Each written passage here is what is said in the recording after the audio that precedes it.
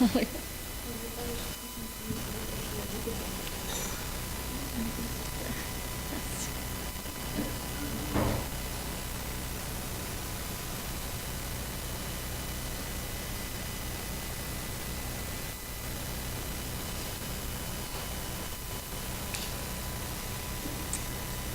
va falloir me redire les airs et tout parce que.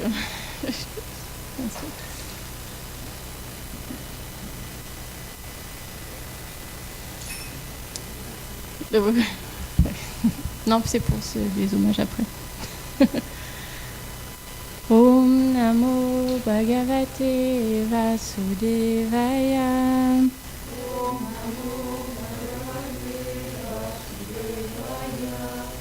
Om Namo Bhagavate Vasudevaya.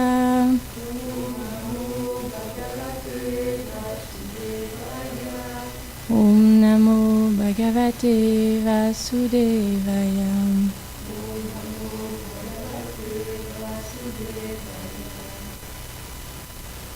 Haribol, tout le monde, tous les dévots. C'était pas prévu, alors du coup j'ai trouvé un verset qui est beau. Du coup je me suis dit on va lire celui-là, mais après on va essayer de trouver quelque chose à dire dessus.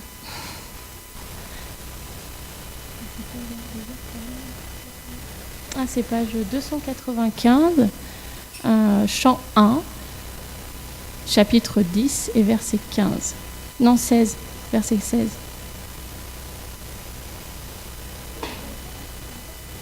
295. 1, 2, 1, 9 et 1, 5. Merci.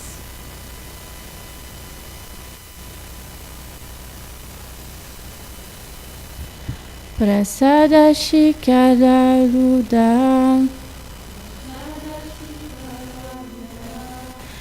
Guru Naryodidri Shayam Vavrishu Kusumai Krishnam Prema Vridasmite Kshanam Prasada Shikararuda Guru Naryodidri Kshaya Vavrishu Kusumai Krishnam Premravrida Smite Kshana. Traduction.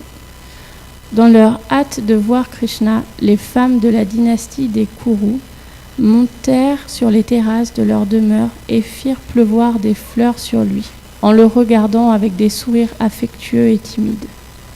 Commentaire. Srila Vishwanath Chakravarti Thakur dit « Elles communiquèrent à travers leurs regards souriants, leur timidité et leur amour. »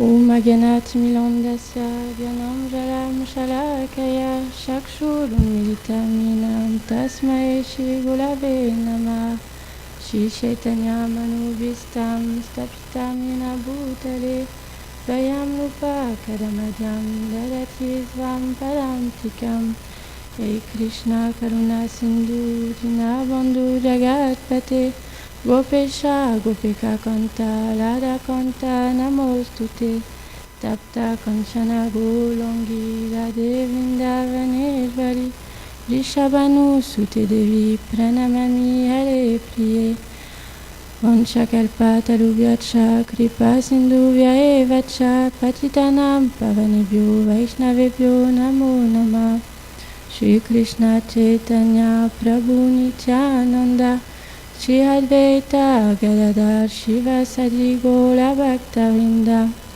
Hare Krishna Krishna Krishna Hare Hare Hare Ramo Ramo Ramo Hare Hare. Et je vous ai pas fait répéter. Oh non, ça se fait pas. Rasamani. Je rigole. Ok. J'ai trouvé ça beau parce que le but qu'on cherche tous à atteindre dans ce monde et même pas que dans ce monde, c'est qu'on aimerait tous pouvoir pleurer pour Krishna. Et du coup, j'ai trouvé ça très beau. Je savais vraiment pas quoi dire, je savais vraiment pas de quoi parler, et je me suis dit ok. Donc là, ce verset-là, en gros, il représente le but de notre vie, le but de notre cœur, le but de notre âme, c'est de pouvoir pleurer pour Krishna, de pouvoir offrir de l'amour à Krishna. Comme il est dit, elle le regarde avec des sourires affectueux, timides. Et Vishwanath, il commente en disant qu'elle leur donne leur amour, quoi. Et je me suis dit, ok, donc ça, c'est le but qu'on veut atteindre. Maintenant, concrètement, où est-ce qu'on en est ? Ok, ça, c'est ce qu'on veut. On entend parler les Vaishnavas et les purs dévots qui viennent dans ce monde pour nous aider, pour nous éclairer. Mais je sais que j'ai entendu parler que, en réalité, la seule chose qu'on peut espérer, c'est pouvoir se lamenter, et pas se lamenter comme une plainte et une complainte de notre vie. C'est pas ça. Se lamenter, ça veut dire espérer. Ça veut pas dire être dévasté et comment dire ? Ça veut pas dire être anéanti d'être ce qu'on est. Ça veut dire être anéanti parce qu'on veut servir. C'est ça la lamentation. Et en fait, ce que j'ai entendu des Vaishnavas, c'est que ce qu'on peut espérer dans ce monde, c'est se lamenter de ne pas pouvoir se lamenter. C'est ça notre espoir. C'est-à-dire que nous, on ne connaît pas Krishna, donc qu'est-ce qu'on fait ? On approche des personnes qui, eux, connaissent Krishna. C'est logique. Quand on ne connaît pas quelqu'un, on approche en général quelqu'un qui le connaît pour pouvoir avoir une relation avec cette personne. Là, c'est la même chose. On ne connaît pas Krishna. On avait même peut-être parfois au début de cette vie, même jamais entendu parler de lui. Il y a les enfants de dévots qui, eux, ont une grâce spéciale, mais sinon pour les autres, ils ont même parfois jamais entendu parler de Krishna. Il faut qu'on aborde quelqu'un qui connaît Krishna, et puis ensuite on peut en entendre parler. Ensuite, on peut essayer de se dire, ok, maintenant que j'en ai entendu parler, est-ce que je veux le rencontrer ou pas ? Est-ce que je veux le connaître ou pas ? Déjà, avant tout, est-ce que je veux le connaître ou pas ? Et puis, si on est ok avec le fait de vouloir le connaître, alors on essaye d'apprendre sur lui. Et puis, une fois qu'on apprend sur lui, on se dit, ok, maintenant je sais des choses sur lui et ça m'a donné goût à vouloir le rencontrer. Et pour toute chose, c'est comme ça. Donc du coup, on approche des personnes qui le connaissent et on essaye de cultiver très fort en nous ce désir. Mais c'est pas facile parce que ça fait l'éternité, parce qu'il n'y a pas de début et pas de fin. Ça fait l'éternité qu'on est dans la position dans laquelle où juste on a seulement goûté le fait de vouloir prendre plaisir. Il faut comprendre. On était dans la rivière Virage, et là tout allait bien parce que rien ne se passait. C'est un peu ça quand même. Tout se passe bien, il n'y a rien qui se passe. On est comme juste endormi. Et puis tout d'un coup, on se réveille et là, on est comme Gurudev, il disait dans une de ses classes, on est tellement martelé sans cesse et sans cesse par ce monde, par les gunas, par les souffrances qu'il existe dans ce monde. Et on connaît que ça. Et on connaît que ça, surtout parce qu'on ne souhaite pas changer notre situation. On ne souhaite absolument pas changer notre situation. Puisqu'on a entendu dire que pour changer de situation, la chose qu'il fallait faire, c'était juste cultiver le désir. Mais on a déjà tous cultivé le désir. On a cultivé le désir de manger une glace. On a cultivé le désir. Et puis ça s'est passé. On est d'accord ? On a cultivé le désir de se marier. Et puis ça s'est passé. on a cultivé le désir de, je sais pas, avoir un chien et ça s'est passé. On peut cultiver tellement de désirs dans ce monde et ça se produit quand on le veut vraiment. Toute personne qui veut vraiment quelque chose sait que ça se produit parce qu'on va s'en donner les moyens. Donc on peut comprendre que si on n'a pas cultivé ne serait-ce qu'une goutte d'amour pour Krishna, c'est parce qu'on n'en a pas vraiment envie. Mais ça va, tout va bien, c'est pas grave. Krishna, il sait notre condition. Parce que ça, c'est pas notre réalité. Ça, c'est ce qu'on est ici. C'est le véhicule dans lequel on est ici. Que ce soit dans ce corps grossier ou dans le corps subtil. Mais Krishna, il sait qu'on n'est pas ça. Les maîtres spirituels, les Vaishnavas, ils savent qu'on n'est pas ça. Seulement nous pensons que nous sommes ça. Il n'y a que nous qui nous identifions à cette chose-là. Donc on ne devrait pas perdre espoir. Les Vaishnavas disent toujours qu'il ne faut pas perdre espoir, qu'il faut toujours cultiver l'espoir même, et qu'il faut être patient. Mais ce n'est pas pour rien. Ça fait une éternité de vie que juste on a pris plaisir dans ce monde. Alors même si ça a un goût amer la plupart du temps, on tente toujours de réessayer quand même. Mais Krishna est tellement miséricordieux. Et il est... Krishna est courbé en 3 endroits. On sait qu'il est comme un peu parfois espiègle. Mère Yashoda, elle le décrit très bien. On sait que parfois il est coquin. C'est pour ça aussi qu'on lui donne différents noms comme Kana. Et il faut comprendre que même avec nous, il est comme ça. C'est pas juste qu'il est comme ça à Goloka et que c'est juste quand il est comme ça avec ses amis, mais nous aussi on est ses amis. Nous aussi on est sa famille. Nous aussi on est important pour lui. Et du coup, Krishna il fait des arrangements. Il n'y a rien dans ce monde qui est fait pour nous faire du mal réellement. Même Maya, même les gunas, ils ne sont pas là pour nous faire du mal. Ils sont là juste pour nous réveiller. Si on ne se faisait pas marteler, jour après jour, heure après heure, seconde après seconde, si on n'avait pas cette dose de souffrance qu'on vit parfois dans notre vie, est-ce qu'on se poserait ne serait-ce que juste la question d'est-ce que Dieu existe ou qui suis-je ? Juste la question de qui suis-je, avant même toute autre question.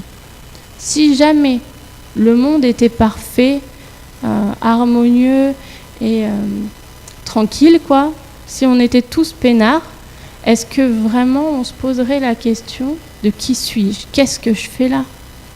Tout le monde se pose cette question-là.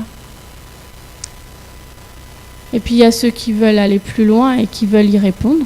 Puis il y a ceux qui veulent se dire ok, c'est pas grave, je comprends que je vais pas trouver la réponse. Il y en a qui se disent ça comme ça. Je vais pas trouver la réponse, c'est pas grave, je vais oublier cette question-là. Et je vais du coup essayer de jouir le plus possible de ce monde-là, de cette vie qu'on m'a donnée, en se disant que de toute façon, j'en aurai pas d'autre. Là, pour le coup, ça la fout mal parce que, en fait, en réalité, ça fait une éternité qu'on est là et on peut continuer comme ça encore très longtemps, encore des vies et des vies. Donc, c'est vrai que ça aussi, on a une grâce particulière, c'est de savoir que ça va continuer. Eh ben, on ne peut plus agir dans cette vie de la même manière. Parce que si on sait qu'on a une vie qu'on va reprendre naissance, si on sait qu'on va reprendre naissance, et que notre prochaine naissance, ça dépend de nos actions dans cette vie, ben, on ne va pas du tout agir de la même manière. Quelqu'un, par exemple, qui a une mauvaise tendance, par exemple, qui veut faire du mal aux autres, etc., et qui se dit, de toute façon, je suis super fort dans cette vie, je peux faire ça. Parce que c'est sûr que si on a une nature plus frêle et plus douce, etc., c'est plus difficile. Mais si jamais on a une nature plus forte, on est doté de plus de force physique, plus de force psychique aussi, parce qu'il y en a qui manipulent les gens aussi de bien d'autres manières, c'est pas seulement par la force physique. Mais même si on a cette capacité-là, si jamais on sait qu'on a une vie et que ça va dépendre de nos actions dans cette vie, franchement, est-ce qu'on va agir de la même manière ? La preuve, tous dans cette salle, on a connu une vie avant le Vaishnavisme. C'est vrai, on a tous connu une vie avant de connaître Krishna, avant de connaître les Vaishnavas. Et comment on agissait? Franchement. Moi, je me regarde, sérieux. Je peux vous dire que je n'agissais pas comme ça. Je m'en fichais plus. Je me laissais plus aller à juste les perturbations qui se passaient à l'intérieur de moi, comme la colère, etc. C'était plus simple de juste laisser ça aller en se disant « Ok, c'est pas grave, ça n'a pas de conséquences de toute façon. » Mais maintenant qu'on sait que ça va avoir des conséquences, on laisse plus la colère se manifester de la même manière. Ou quand on se met en colère parce que juste ça vient nous chercher et qu'on n'y arrive pas et que c'est là juste, ok, c'est là, mais une fois que c'est sorti, on se dit, ouah, qu'est-ce que j'ai fait? Et là, qu'est-ce qu'on fait? On veut réparer. On le sent de toute façon. On sent que Krishna, il n'est pas satisfait avec nous. On sent qu'il faut qu'on se corrige. On sent que mince, on a fait une boulette et non, on ne veut pas ça dans notre vie. C'est pas ça qu'on veut cultiver dans notre vie maintenant. On peut tous dire ça dans cette salle. C'est obligé. Il y avait la vie avant, et je connais à peu près la plupart d'entre vous, et je sais que vous n'aviez pas du tout la même vie qu'au jour d'aujourd'hui.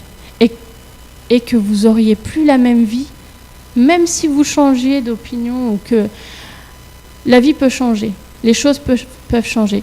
Mais sincèrement, dès qu'on a accès à cette connaissance, on ne se laisse plus aller de la même manière. On fait les choses avec plus de conscience.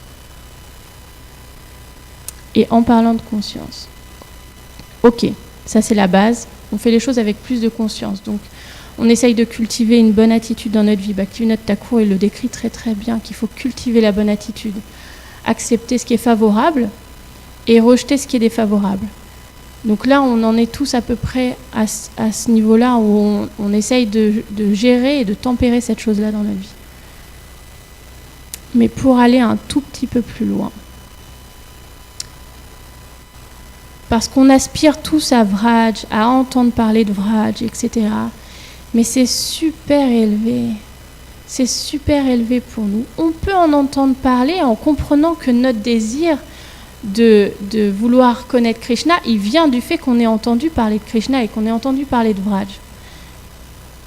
Mais ça, c'est comme un trésor. On le garde secret à l'intérieur de nous. C'est ce qui va nous motiver.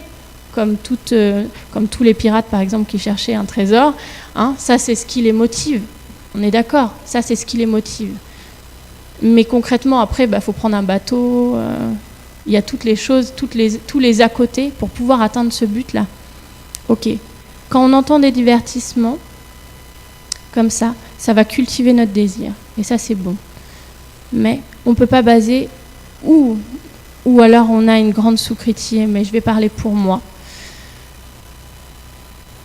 Je me rends compte que moi, par exemple, j'entends parler de Vraj et ça m'aide. Ça a fait que j'ai compris que ça, c'était le trésor. J'ai compris que ça, c'était le trésor, ok. Mais maintenant, comment je fais? Parce que, concrètement, j'ai absolument aucune des qualités qui est décrite dans ces divertissements-là. Au contraire. Du coup, qu'est-ce que je peux faire, moi, dans ma vie pour pouvoir espérer un jour que Krishna juste nous remarque? Alors effectivement, Rasamani, elle a dit quelque chose de très intéressant hier, mais vraiment très intéressant, ça apporte des belles méditations. Elle a dit, on peut forcer Krishna à nous regarder. C'est spécial quand même. On peut forcer Krishna à nous regarder. Ok. Comment on peut faire pour forcer Krishna à nous regarder? On pourrait essayer de faire des grosses bêtises. Je pense qu'il nous regarderait aussi, ou pas. Il pourrait aussi nous laisser faire, parce que quand un enfant, par exemple, fait trop de bêtises, en tant que parent, on peut comprendre ça. Quand un enfant il commence à faire trop de bêtises, tout d'un coup, on lui dit « Ok, fais ta vie ». On est d'accord? Tout le monde peut connaître ça ou peut comprendre ça. Si jamais ça va trop loin, on dit « Ok, tu veux faire? Ok, mais pas de souci, mais vas-y, fais ta vie, mais laisse-moi ». C'est là que rentre en jeu Maya. On est d'accord? C'est là que rentre en jeu Maya. C'est-à-dire que, ok, tu veux faire ce que tu veux, fais ta vie, et là Maya vient. Et puis elle nous garde dans la condition qu'on a envie d'être. Maintenant, on parlait de conscience et il est très important de comprendre qu'à chaque instant de notre vie, on peut avoir conscience de Krishna. Et Rasamani, elle parlait hier du fait de faire tomber un verre, au-delà de notre entendement à nous, de faire toujours tomber un verre. Et puis, on peut juste ne jamais se poser de questions. Et c'était un point qui était intéressant, tellement intéressant qu'on a continué à en parler même après la classe. Et on peut, à chaque instant de notre vie, cultiver la conscience de Krishna. Mais Prabhupada, il est venu pour ça en Occident. Parce que en Inde, c'est un peu plus simple parce qu'ils ont cette culture. Mais nous, on n'a pas cette culture. On n'a pas cette culture. Donc il faut qu'on mette en place, il faut qu'il y ait en place des moyens pour qu'on puisse avoir conscience de Krishna dans tout ce qui nous arrive.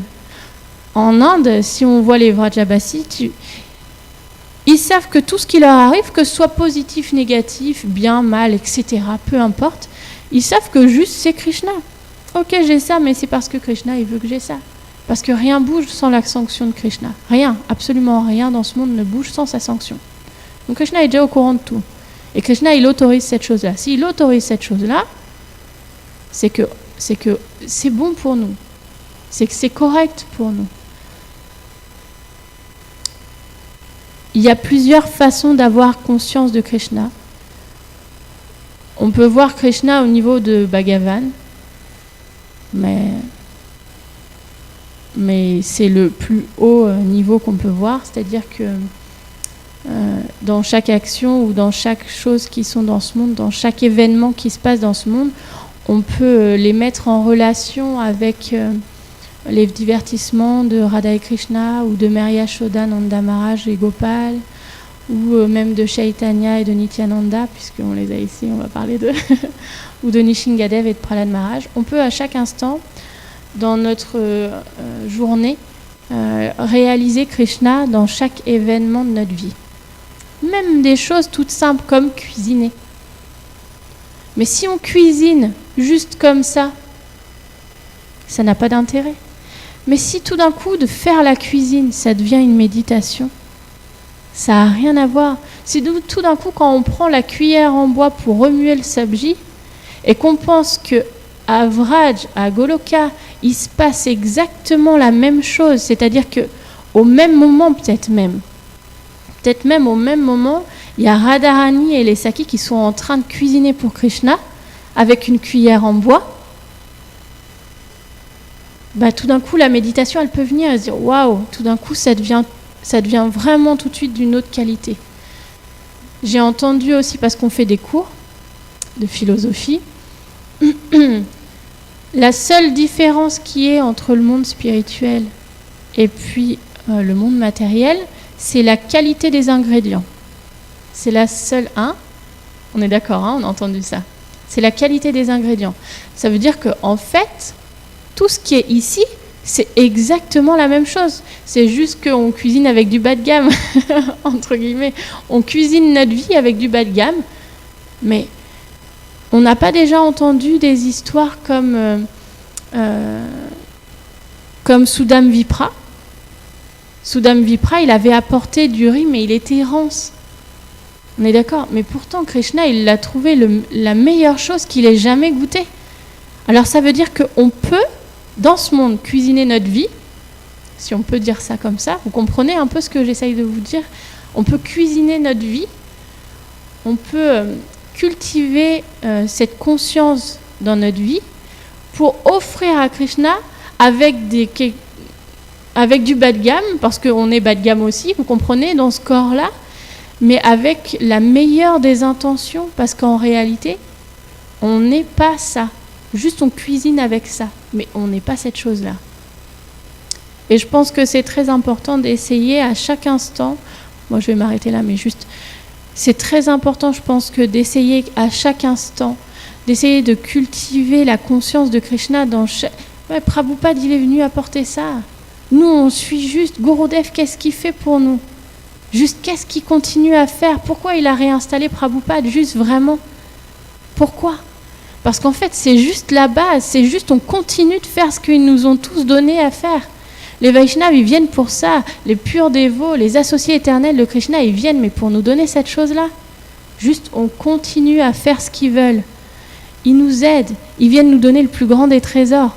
Ils nous donnent vraiment l'opportunité au jour d'aujourd'hui, avec notre vie misérable quand même, avec ce conditionnement misérable qui n'est absolument pas notre nature éternelle, la possibilité de le servir quand même, la possibilité de l'aimer quand même, ok, de l'aimer quand même, ok, avec notre conditionnement.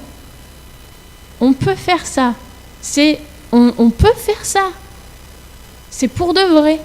Prabhupada, il n'a pas traversé, il n'a pas traversé. Non mais sérieusement, il était juste bien. Il n'avait pas besoin de faire ça. Hein.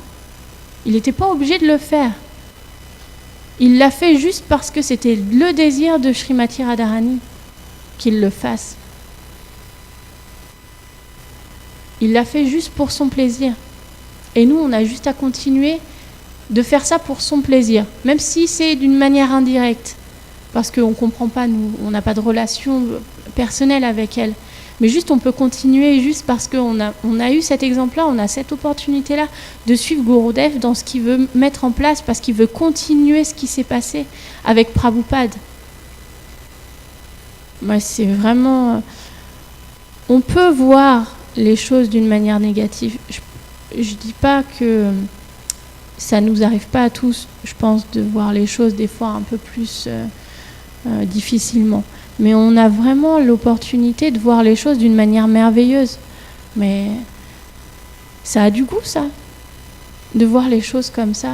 Ça a du goût, ça. On cherche le goût, on cherche le bonheur. Qu'est-ce que c'est le bonheur? C'est goûter quelque chose. Qu'est-ce que c'est vouloir être heureux? C'est goûter quelque chose. Pourquoi on va à la mer pour se baigner, etc. Parce qu'on goûte quand on fait ça. Ben, c'est la même chose. On a l'opportunité de goûter. On a l'opportunité de goûter grâce à ces purs dévots. On a l'opportunité de goûter grâce aux dévots, tout court, même à nos frères et sœurs. On a l'opportunité de goûter à chaque instant. J'entendais Rasamani parler hier, et dans ce qu'elle a dit dans sa classe, j'avais pas toujours la même perception des choses, parce que on est des individualités tous complètement différentes, hein, donc on peut voir le Vaishnavisme, on peut voir Krishna tous d'une manière vraiment tous très différente.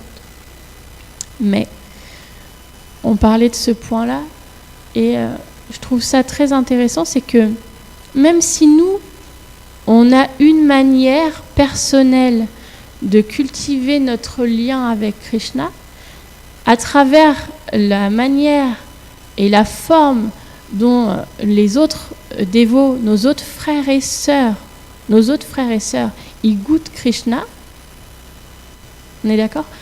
Ça peut que apporter encore plus de goût. C'est comme un peintre qui rajoute juste des couleurs sur la toile. C'est juste ça. Chaque instant de notre vie peut devenir une belle méditation sur Krishna, en fait.